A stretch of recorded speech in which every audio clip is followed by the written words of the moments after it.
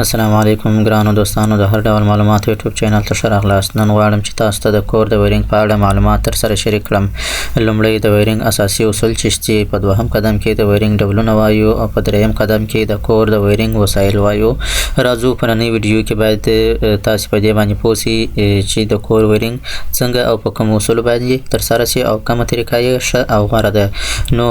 ستاسو څخه یوه هیله کوم ویډیو تر پایه وګورئ او چینل سبسکرایب کړئ تر څو داسې نور معلومات څخه برخمن شئ. بسم الله الرحمن الرحیم. نو راځو په ویډیو باندې شروع کوو. د ویرینګ اساسي اصول وایو. د ویرینګ اساسي اصول کې په دې برخه کې وایو چې په کور کې چې کوم دوه لینونه استعمالیږي، یو لین تیپاز یا ګرم لین ویل کېږي چې عموما سور رنګ لري. دغه سور رنګ چې دی دا د خطر رنګ دی، یعنې په دې کې عمومي برق په دې کې دی، ځکه د دغه لین څخه باید انسان ډیر ځان لرې وساتي، د مرګ خطر ورسره شته. او بل چې دی نیوټرل یا صفري لین دی، دا عموما په تور او شین رنګ کې استعمالیږي. او دغه صفري لین چې دی دا په دې خطر صفري لین ورته وایي ځکه دا د خطر څخه خلاص دی. راځو وایو چې د کور په کور کې باید له کوم لین څخه استفاده وشي او کوم لین باید په کور کې استعمال شي. راځو په لومړي قدم کې د لین ډولونه وایو. لین چې دی ډیر ډولونه لري، لکه میس، رویي، المونیم، الیاژ او داسې نور په بازار کې پیدا کېږي. نو لومړی موږ باید د میس څخه استفاده وشي په کور کې. د میس څخه باید ځکه میسي لین څخه استفاده وشي ځکه دی ضایعات نه لري. ضایعات په دې معنا کوم برق چې دی هغه دی په صحیح شکل څخه په لین کې تیریږي، یعنې ضایعات نه لري، لین نه ګرمیږي، مثلا پر میټر باندې ډیر بوج نه راځي، مثلا بل کم راځي. نو په دې خاطر باید د میسي لین څخه استفاده وشي. او رویي او المونیم، الیاژ دا نور چې دی هم د ویل کېږي مثلا هم ور اخلي، هم مثلا د خطر سره مخ دي، او هم چې دی ضایعات ډیر لري. ځکه د الکترونو ضایعات چې دی هغه باید موږ ته راکم کړو، ځکه چې پر میټر باندې بیا مثلا بل ډیر راځي. نو راځو په لومړي قدم کې وایو چې د څو ملي لین څخه باید په کور کې استفاده وشي. مثلا راځو وایو چې د ګروپ یا لایټ لپاره مثلا د 1.5 ملي لین څخه استفاده وشي، او د پنکې او د کولر لپاره باید هم د 1.5 ملي لین څخه استفاده وشي. دا په دې خاطر باندې 1.5 ملي موږ لین دا ورته ټاکلی دی، معیار دا ورته ټاکلی دی مثلا چې 1.5 ملي چې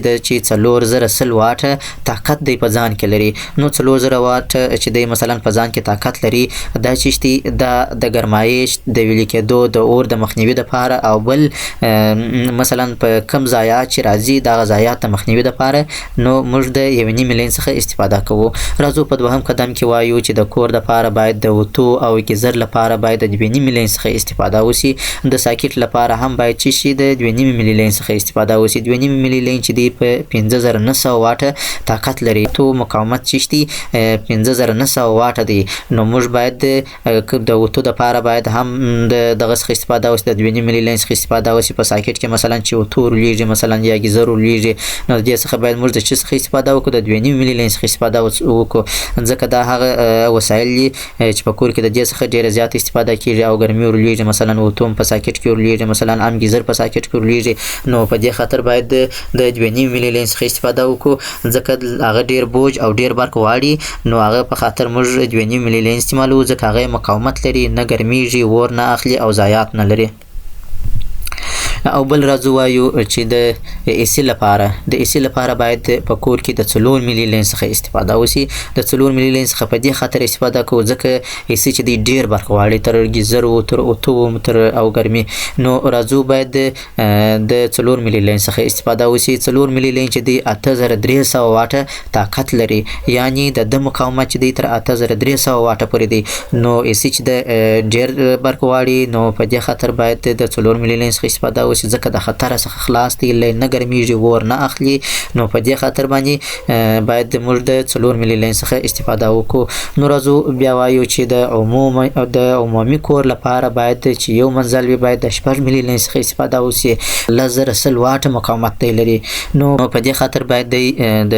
4 ملي لین څخه استفاده وشي. او کله چې یو منزل څخه اضافه شي 2 او 3 منزل ته ورسیږي کور، نو باید د 10 ملي لین څخه استفاده وشي، ځکه دا د مقاومت دی، ځکه برق هلته ډیر واړي. نو پر لین باندې بیا بوج کم وي، نو ضایعات هم هلته کم وي، او ګرمیږي هم نه، ور هم نه اخلي. نو په دې خاطر باید د 10 ملي لین څخه استفاده وشي. 10 ملي لین چې دی 15400 واټه طاقت لري، یعنی تر 15 کیلو واټه پورې دی طاقت لري. تقریبا 15.5 کیلو واټه دی چې طاقت لري، یعنی مقاومت لري. کچيري بیا هم غواړي 2 او 3 منزله تعمیر مثلا 5 منزله تعمیر 6 منزله تعمیر نو باید چیش وسی او هر منزل ته جلا جلا 6 ملي لین بیا باید استفاده وسی ځکه بیا 10 ملي لین چې بیا در مثلا د 5 کړو پورې تر څلور منزلونو پورې بیا د مقاومت نه لري بیا به مجبور د 14 ملي لین څخه استفاده کو یا به د 15 ملي لین څخه استفاده کو نو بیا تر هغه غوړه یا شلاره ده چې باید و هر منزل ته 6 ملي لین څخه استفاده وسی راځو بل د کور وایرینګ چې دی د کور وایرینګ وایو د کور وایرینګ چې دی په درې ډول دی اول چې دی ښکارا وایرینګ دی یعنی هغه وایرینګ دی چې ښکارا وي مثلا موږ تاسو په سترګو باندې ویني چې دغه لین دی دغه سویچ دی دا ساکټ دی هغه داسې دی چې د سره ټول کارونه چې خلاصي وي نو وروسته دا وایرینګ کیږي ساده او ارزانه دی او د هر سړي وس او طاقت لاندې دی او دا هم څنګه د خطر څخه بیا خلاص دی په حدود کې تر ډیره حد د خطر څخه خلاص دی او یو خطر دار لري کله چې یو لین شارټ سي مثلا یا کنکشن ولري نو خطر بیا ډیر دی ځکه سره بیا ور اخلي کله چې لین ګرم سو ور اخلي زور پر رالي یا بل ځای لین شارټ سو هغه د کنکشن ځای چې دی هغه خامخا ور اخلي یا پر لین باندې ډیر بوج رالي ګرم سو ام ور اخلي نو دا چې دی ام خطر لري او هم مثلا ارزان دی او په ساده ډول سره دی او دوهم د کور وایرینګ چې دی مثلا هغه پټ وایرینګ دی پټ وایرینګ چې دی هغه مثلا چې پټ وي تر پلاستر لاندې وي لکه پیپکاری یا زیر پلاستر مثلا دغه عکس تاسو وګورئ دغه عکس چې دی دا ساده وایرینګ کړی دی در جمع بعد بیا پلاستر کیږي دغه تر پلاستر لاندې چې دی د هم څنګه ارزان دی خو په دې کې بیا خطر ډیر دی خطر په دې خاطر ډیر دی مثلا کله چې ته یو هنداره ټکوي یا مثلا یو پرده ټکوي نو تاسو د لین اصول نه در معلومیږي چې لین پر کوم طرف باندې تللی دی نو دغه د لین د تګ یعنی مسیر ته نه دی معلوم چې دا پر کوم ځای باندې دی کله چې ته میخ ټکوي نه غنا چې پر لین باندې برابر سي کله چې پر لین باندې برابر سو نو ستا مثلا لین پریسو یا مثلا هغه کوم وسایل چې ټکوي هغه سره په تماس کې سول هغه مثلا برق لري یعنی برقدار سول نو دا ستالین ته چې سو تاوان ورسېدی تا تاوان ورسېدی نو بیا ته غواړي چې دوم واري سر بیا لینک شي وکي دا ستا چې سو دوهم واري وصول سو نو دا چې دی دا باید زیر پلاستر کم دا وایرینګ چې خلک دا باید ونسي ځکه مطلق ته دې څخه باید چې شي ډډه وسی دا مثلا تر ټولو خطرناک وایرینګ چې دی هغه دغه دی مثلا په دې خاطر خطرناک دی یو داسې دی ور نه اخلي د ور د خطر څخه نه مثلا چې کور به وسوځي یا بلین وسوځي مثلا یا به چاته خطر پیښ کی داسې دی چې دوم واري ته بیا تکلیف تر کی چې ته دوم واري بیا سر بیرنه لینک شي وکي نو په دې خاطر باید د دې څخه استفاده ونسي او بل چې دی مثلا په دې کې بل دغه وایرینګ چې راځي پټ چې دی هغه تر ټولو ښه طریقه چې هغه دغه پایپي وایرینګ چې دی دغه پایپي طریقه چې دا تر ټولو ښه طریقه ده باید د دې طریقې څخه استفاده وشي ځکه دا بیا هم مثلا قیمتدار دی نو ګران تمامېږي کم خلک چې دغه کوي نو بیا څنګه تر هغه نور بیا د په قیمت باندې تمامېږي او ښه طریقه او ښه ډول چې دی هغه دغه په پایپو طریقه ده او بل چې دی دا بل هم مثلا په خونه کې دننه سو ځکه دا پایپونه په یو مسیر کې تللی دي او هر چاته مثلا کور والا ته معلومیږي چې د پایپ مسیر په دې طرف تللی دي نو خلک بیا چې کم کار کوي مثلا یو شی ټکوي یا الماری دري یا بل کوي نو هغه دې ته دغه مسیر معلومیږي چې په دې مسیر کې تللی دي لین په دې مسیر کې تللی دي نو بیا د خطر څخه خلاص دي او بل چې دی مثلا په دریم پایپي وایرینګ دی دا هم عموما چې د کور ټول کارونه خلاص وي نو دا وایرینګ تر سره کیږي کله چې د کور کارونه مکمل خلاصي دا تر ټولو ښه او غوره طریقه چې دغه ده